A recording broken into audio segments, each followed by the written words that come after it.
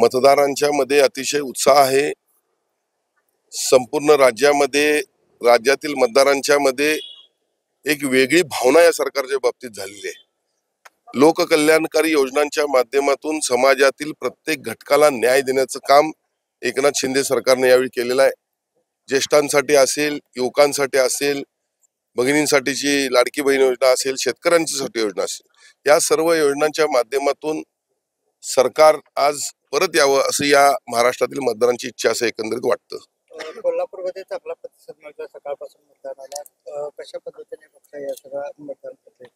कोल्हापूरमध्ये आपण पाहता मोठ्या प्रमाणात मतदार आमच्या विचाराचे रस्त्यावर आहेत आणि एकंदरीत जर पाहिलं तर गेल्या 5 वर्षामध्ये मी विधानसभा सदस्य नसताना देखील मोठ्या प्रमाणात निधी खेचून आणून या शहराचा विकास करण्याचा मी प्रयत्न केलेला आहे।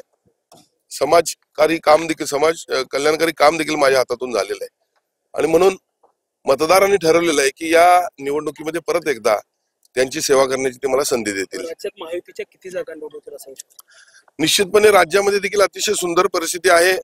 मी जसं म्हटलं तसं राज्यामध्ये राज्य शासनानं राज्यातील प्रत्येक घटकाला विविध योजनांच्या माध्यमातून न्याय दिलेला आहे आणि म्हणून राज्यातील भगिनींची तर तीव्र इच्छा आहे की परत एकदा एकनाथ शिंदे मुख्यमंत्री व्हावेत आणि त्याचबरोबर राज्यातल्या जनतेची, संपूर्ण मतदारांची देखील इच्छा आहे की हे कल्याणकारी योजनांचं राज्य परत यावं आणि आम्हाला अशाच पद्धतीने न्याय मिळत राहावा।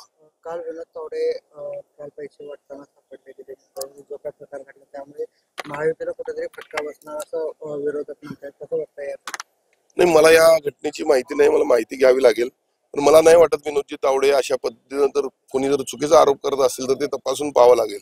एक ज्येष्ठ नेते आहेत, विद्यार्थी चळवळीपासून ते आज या ठिकाणी मोठ्या हुद्द्यावर गेलेले आहेत आणि त्यामुळे विरोधकांना आता अनेक टीका विरोधक करत आहेत। या माझ्या मतदारसंघामध्ये देखील काहीही टीका करत आहेत। विरोधकांच्याकडं बघा, लोकसभेला फेक नेरेटिव्ह त्यांनी सेट केला, संविधानाच्या बाबतीत आणि मुस्लिम लोकांना आपण देशाबाहेर काढून अशा पद्धतीने काहीतरी फेक नेरेटिव्ह सेट करण्याचा त्यांचा प्रयत्न असेल असं मला वाटतं। कोल्हापूर उत्तर विधानसभा मतदारसंघ कितीचं मताधिक्य घेऊन निवडून असं विश्वास?